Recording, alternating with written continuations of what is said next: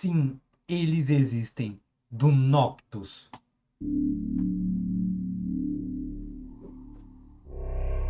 Ah lá, olhinho amarelo. Existe uma lista gigante de dores absurdas nas quais o ser humano pode sentir. Agora imagine sentir todas as piores dores do mundo. E ao mesmo tempo. É a dor da Esse é o transformação. destino de uma pessoa que carrega a pior maldição do mundo. Os relatos descrevem o início com uma febre intensa e imediata, o corpo fervendo em um calor insuportável e um persistente odor de enxofre doer, emanando da pele. As Pra unhas se cresciam em transformar. ritmo acelerado, e a pele perdia elasticidade, tornando-se áspera, antes de rasgar para dar lugar aos músculos em expansão. A maior agonia era na estrutura óssea. Registrava-se o som úmido e lento de ossos sendo quebrados e reencaixados. Os dentes humanos eram expelidos pela força das presas novas. O focinho se alongava, e a garganta se preparava para o primeiro uivo. Ah lá, E o elemento mais porque o cruel corpo dessa todo condição vai era a se consciência. reconfigurando, né? O homem não perdia a Então noção deve de doer quem era tudo, né? e nem apagava durante o processo. Diferente de um ser humano comum, que diante de dores extremas desmaia como forma de proteção, o amaldiçoado permanecia acordado do início ao fim. O A mente humana amaldiçoado. permanecia lúcida e alerta por trás dos olhos da fera. O sujeito escutava os uivos, farejava Esse o filme é rastro bom, da caça pessoal. e presenciava os Eu acho que é massacres desse cometidos ano pelo ou seu do ano próprio passado. corpo, Procurem sem aí. qualquer controle, Filme de lobisomem. enquanto desfigurava e se alimentava das vítimas, de forma predatória. A mente se tornava uma testemunha amarrada, forçada a observar o predador que havia se manifestado. Mas por incrível que pareça, isso ainda não era o pior. Ainda existiam as transformações incompletas. Tem como piorar Algumas ainda? transformações eram interrompidas no meio da metamorfose, com o rosto deformado, mandíbula torta e um olho humano e outro de fera, e a pele aberta deixando os ossos aparecendo. Criaturas assim eram descritas como extremamente agressivas, por causa da dor constante que sentiam. Elas não tinham forma definida e nem controle sobre os próprios movimentos.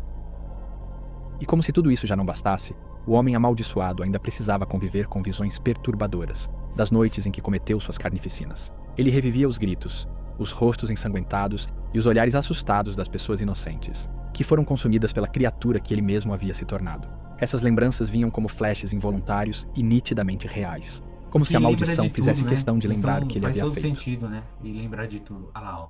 O bichinho. E se você lembrando, imagina né? que o uivo de um lobisomem é parecido com o dos filmes, saiba que está completamente enganado, porque isso aqui é o que seria o uivo real de uma criatura dessas. Ah lá, pessoal.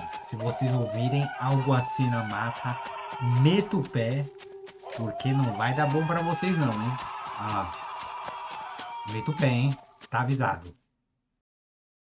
Recentemente eu estava reassistindo o filme Guerra Mundial Z, que por sinal é um baita filme. Inclusive eu até estou pensando em trazer um vídeo aqui no canal falando sobre a possibilidade real de um apocalipse. Aproveita e me diz nos comentários se vocês acham interessante eu trazer esse tema. Durante o filme, Faça, Noctis. assim que a pandemia começa a Queremos, se espalhar queremos. pelo mundo, o protagonista precisa ir atrás da origem do surto, o ponto exato onde tudo começou, para tentar encontrar uma possível cura. E assim como no filme, eu também fui em busca da origem, de como essa lenda realmente começou. Não existe uma pessoa no mundo que não conheça a lenda do lobisomem. Cada país criou sua própria versão do homem que vira fera, mas todas têm algo em comum. A ideia de uma pessoa que abandona a humanidade, assumindo um comportamento selvagem, violento e incontrolável. Na Europa ele veio dos licantropos, homens que acreditavam vestir peles de lobo para ganhar força e ferocidade. Em regiões nórdicas, guerreiros eram descritos se vestia entrando em a estado de pele. transe e lutando Por como isso virou animais, uma lenda. completamente fora de si.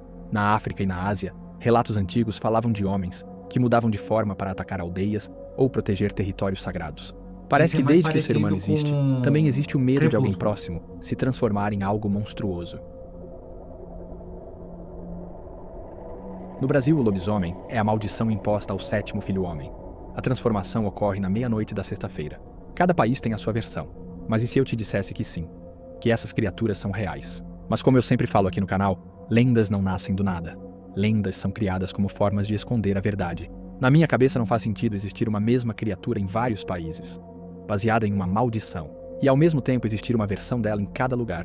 Na minha opinião, elas são iguais em qualquer lugar do mundo. E para entender tudo isso, a gente precisa voltar no início de tudo, e nos primeiros registros e aparição dessa criatura. Na origem de tudo, O né? ponto é que antes dessas lendas, a visão sobre o lobisomem era completamente diferente. Os primeiros relatos históricos não falavam de maldição. Os primeiros documentos que mencionam homens que viram lobos surgem dentro da igreja, escritos por padres, monges e inquisidores. São registros que falam de pessoas que afirmavam com todas as palavras terem feito pactos com o diabo. Homens que diziam receber do próprio demônio a capacidade de assumir a forma de um lobo. E quando você lê esses textos de época, percebe que eles acreditavam realmente estar lidando com casos de possessão. Durante Essa é os a séculos história mais XVI e clássica, né, XVII, do pacto. dezenas de julgamentos ocorreram na Europa. Talvez você não saiba, mas assim como as bruxas, também existiram caçadas aos que chamavam de homens-lobos. Diversos homens foram interrogados e confessaram ter matado, comido carne humana e fugido pelos bosques como se fossem animais. Muitos falavam sobre rituais secretos, encontros noturnos e a famosa figura do sabá, um lugar onde bruxos, feiticeiros e seus servos se reuniam para cultuar o mal. Poucos relatos chamavam isso de maldição. A maioria tratava como uma aliança com algo maligno, uma entrega voluntária da alma em troca de poderes, e era assim que a igreja entendia esses casos. Não como lenda, mas como corrupção espiritual. Os inquisidores A troca acreditavam tanto nisso equivalente. que leis foram Faz criadas para sentido permitir agora, a caça e a execução de quem fosse acusado de virar lobo. Registros oficiais descrevem investigações por toda a Alemanha, Espanha e França. Padres diziam testemunhar homens rastejando como feras em noites santas. Dioceses organizavam buscas nos bosques para encontrar criaturas que eram vistas rondando aldeias. Com o passar do tempo, o medo e a repressão religiosa fizeram essas histórias mudarem. As versões violentas foram suavizadas e Já foi se transformadas em contos transformando folclóricos. conforme os A anos igreja foi parou de passando, falar né? abertamente sobre pactos e possessões, e o povo criou explicações mais leves. Era mais fácil explicar assim do que admitir que, por séculos, havia o medo real de que um homem pudesse ser tomado por algo maligno. E eu não tirei isso da minha cabeça. Basicamente, todos os registros históricos e os primeiros casos de lobisomem revelam pactos sendo feitos. Pierre e Michael foram julgados por licantropia. Pierre confessou ter feito um pacto com um homem misterioso, que ele acreditava ser o diabo, e recebido uma pomada demoníaca que o transformava em lobo. Eles admitiram devorar pessoas e espalhar terror pelos vilarejos. O caso foi tratado como servidão demoníaca, e ambos foram executados.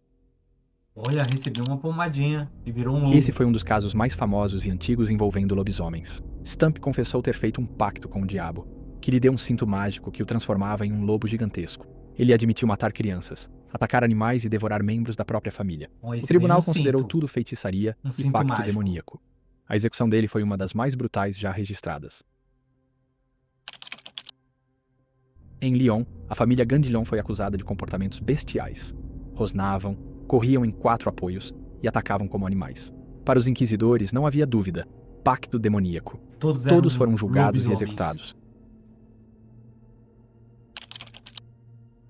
Jacques foi encontrado perto de um cadáver e afirmou que usava um unguento dado pelo demônio para se transformar em lobo. Ele descreveu sentir fome por carne humana. O tribunal o condenou como licantropo a serviço do mal. Todos tinham algum item, né? Um garoto de apenas 13 anos confessou que recebeu um transformavam anel do eles. diabo, Ah lá. que lhe permitia se transformar em lobo.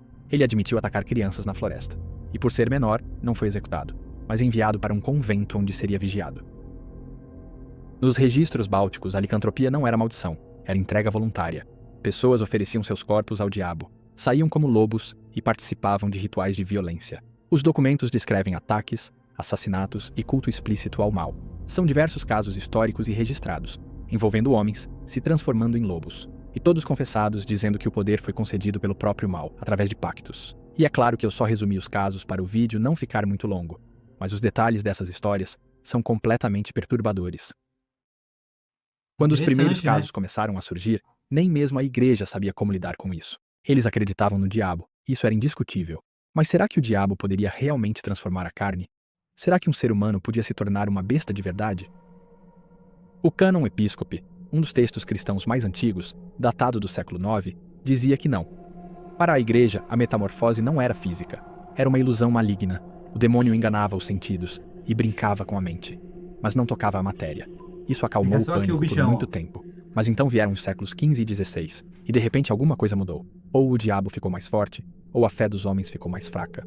Documentos posteriores, como o Tratado de Animalibus Diabolicis, preservado nos arquivos do Vaticano, já falavam abertamente sobre bestas em forma de lobo. Não como metáfora, mas como descrição literal de criaturas associadas a pactos noturnos. Para a igreja, aquilo já não era mais ilusão. Era manifestação física do mal. A metamorfose, que antes era considerada impossível, agora era aceita como consequência direta de uma aliança demoníaca. E esse Ô, é o lobão, ponto onde a história na muda. floresta ali. A fera não estava na floresta. A fera estava dentro da pessoa. E se você parar para pensar, faz muito sentido a criatura realmente fazer parte de um pacto, já que ela não tem controle sobre o próprio corpo, o que é típico em uma possessão. Depois da transformação, a pessoa não lembra do ocorrido, apenas flashes, como se a consciência dela tivesse sido desligada enquanto outra tomava o controle. Exatamente como acontece em casos de possessão. O Exorcismo de Pavia, em 1541, é um dos registros mais perturbadores disso. O padre que conduziu o ritual descreve o jovem possesso rosnando e andando em 4 apoios, e repetindo a frase: "Eu tenho um lobo dentro de mim." Ele não dizia que era um lobo, mas que existia um lobo dentro dele. O monge Martim de Castanhega já tinha alertado sobre feitiços, capazes de fazer o homem agir como fera. E para os inquisidores, aquilo era exatamente isso: o diabo forçando o hospedeiro a se comportar como o animal que ele dominava.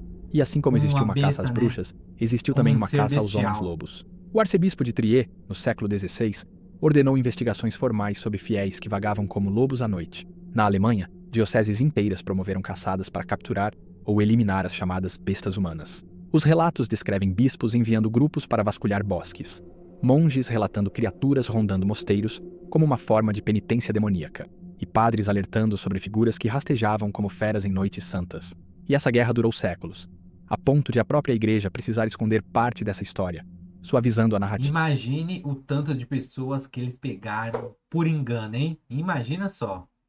E é claro que até os dias de hoje ainda existem centenas de vídeos e relatos de pessoas que juram pela própria vida terem avistado a besta com os próprios olhos, às vezes totalmente transformado como um lobo gigante, em outras, metade homem, metade fera, e até mesmo uma figura humanizada, se comportando de forma bizarra como lobo. A verdade é que seja por pacto ou por maldição, ou até uma criatura não catalogada pela ciência.